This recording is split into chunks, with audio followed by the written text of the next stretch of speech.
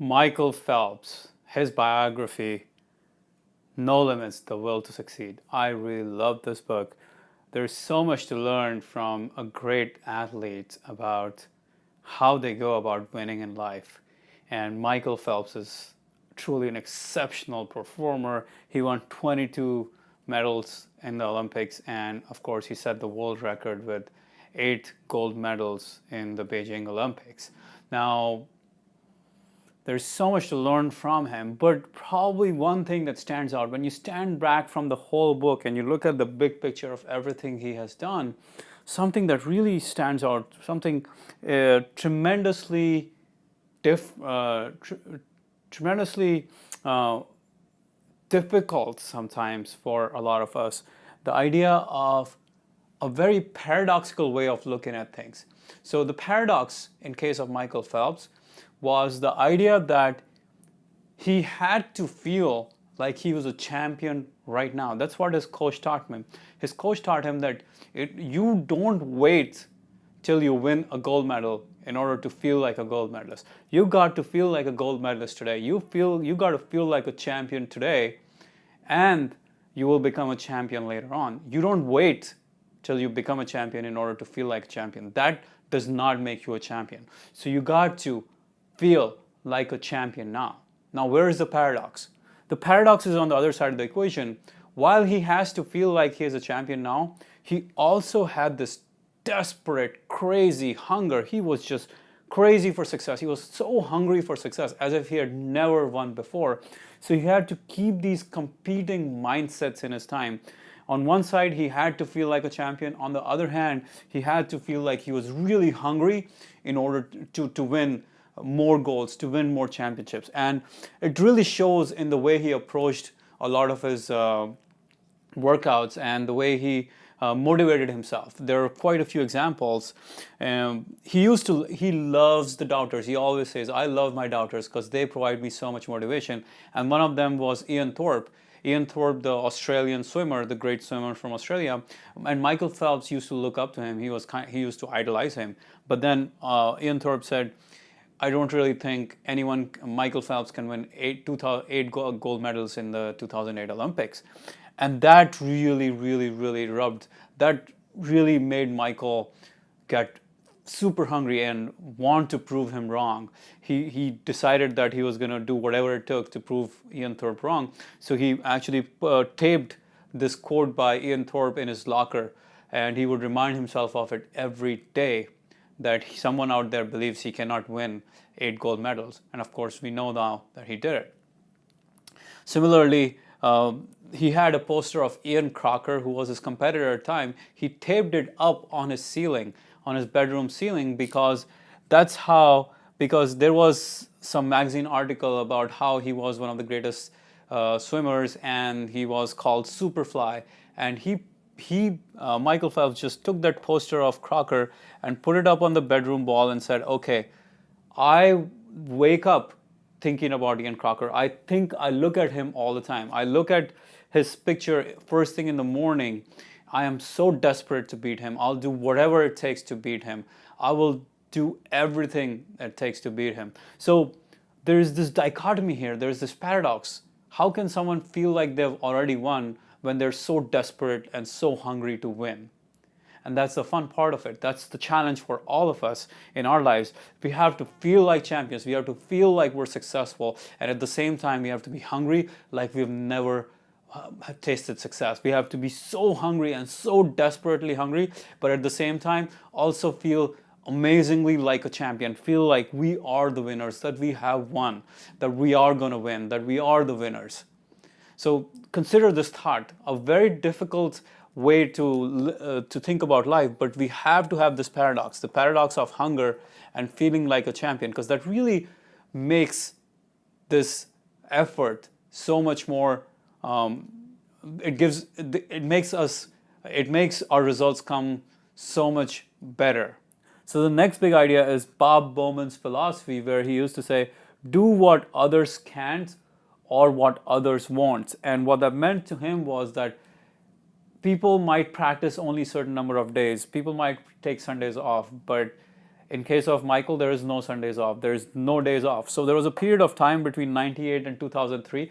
The whole 5 years, Michael Phelps only took 3 days off. He took 1 day off because of a snowstorm and he couldn't drive, and 2 days off because he had to have wisdom teeth removed. So in 5 years, Michael Phelps only took 3 days off. Now that is dedication. That is doing what others can't and what others want. Another thing Bob Bowman would do is make him practice really hard towards the end, and make the practices themselves really, really, really hard. More practice than anyone else had ever done before. There was a time when in 2003, 2004, when they were practicing, or after 2004 when they were practicing, and people were saying that Michael Phelps is going to over practice himself. He's going to fatigue himself because he's doing much more than what most swimmers do. But of course, Bob Bowman said, no, we're going to do what others can't or what others won't, because that's what is going to make us the best in the world. You are going to swim to become the best swimmer in the world. You're not going to swim in order to also just compete. So that is what, if in your business, are you working that hard? Are you thinking about doing what others can't or what others won't? When others are making excuses, you are still working hard. When others are saying, let me take a day off, you're still working hard. When others are out to party, you're saying, let me work hard, let me figure this out. That is what Bob Bowman and Michael Phelps are teaching us here, to keep on doing what others might not want to do, or others will not do, or others cannot do. Another great idea from the book, another great thing that Michael Phelps talks a lot about, is a videotape. What he meant by that is that they used to visualize. His coach taught him to visualize his success all the time. And even when he was very young, his coach would make him record, like think of a videotape. He would just say, okay, Michael, put in the videotape into the player and start watching yourself succeeding. Start watching yourself succeed. And that's what Michael Phelps got used to doing. He would watch himself swim the whole race. He would watch himself win the race. He would watch the wake of the water. He would feel the wake of the water. He would hear the roar of the crowd. He would feel the temperature of the water and the strokes that he was making and all those things. So his coach was always telling him, okay, put the videotape in. And this is something he did when he woke up in the morning. This is something he did when he went to bed at night time. This is something he did before jumping into the race. Also during the day, he would doze off and think about this tape. He would just visualize his success all the time. Simple metaphor, videotape, but really real clarity on how to program your mind to achieve great success. And the biggest idea in the book, I think, it comes partly from Stoic philosophy, partly from the Stoic idea that we must take action in spite of our feelings. No matter how we feel, we still do what we need to do. So if you're feeling bad, if you're feeling down, if you feel like there are obstacles in your way and you're sad and you're miserable and things are not going your way, doesn't matter. That's what Bob Bowman is teaching him. He said, it does not matter how you feel. It does not matter how you feel. You are going to swim great no matter what. You're going to swim great if you're still feeling sad. You're going to swim great if you're feeling depressed today. You're going to swim great if you feel like you're just tired today. You're going to swim great no matter what the conditions might be. And there was an acronym they used, which was, what's important now? WIN, win. What's important now? So what real champions do? Real champions win. Real champions do what's important now. Real champions, WIN. What's important now? Now the key is that what would average swimmers do? What would not so great swimmers do? They would make excuses. They would say, I am too tired. I'm too hurt. There are so many obstacles. I don't feel good. So they don't do what is right thing. They don't go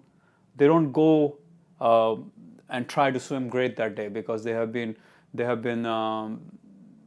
pulled back by their emotions. They've been pulled back by their feelings.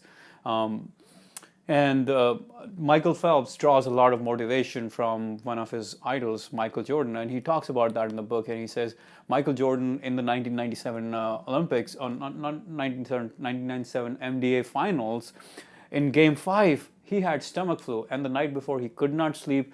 He had almost no fluids left in his body because he was dehydrated from the stomach flu.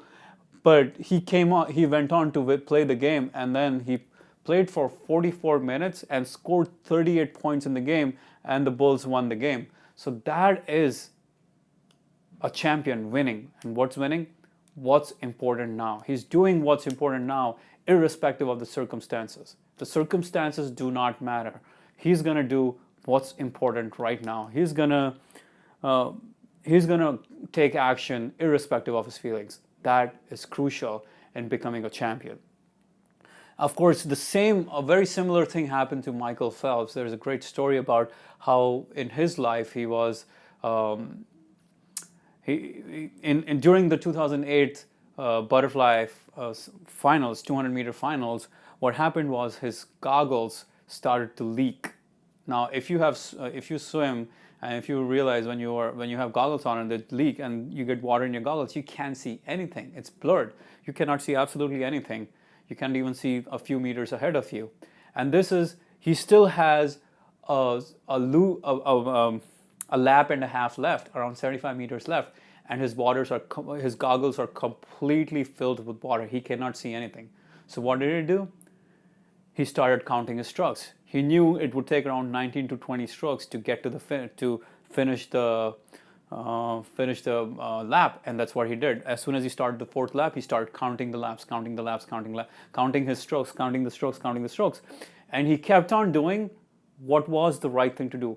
What's important now? He did not panic. He did not care about the fact that he cannot see. He just said, I'm going to continue to do what I do best. I'm going to do what I can control. I'm going to act on what is possible and not worry about everything else that's around me. I'm not going to feel sorry about myself. I'm not going to feel bad about myself. I'm just going to go out and win, which is do what's important now. And he indeed did that, and he went on to win the gold medal in the 200-meter butterflies in 2008 Olympics.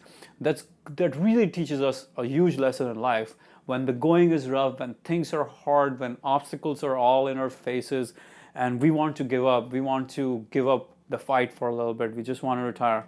Maybe there is a challenge here. Maybe the Stoics are telling us, or maybe Bob Bowman and Michael Phelps are teaching us that we got to keep going. We got to do what's important, irrespective of how we're feeling in this moment. So there we have it, Michael Phelps' biography. So many great lessons to learn from this book. Great guide to learn about how to perform at your very best, how to get to the very best, whether it's business, whether it's athletics, whatever endeavor you have in your life. You can learn a lot from Michael Phelps.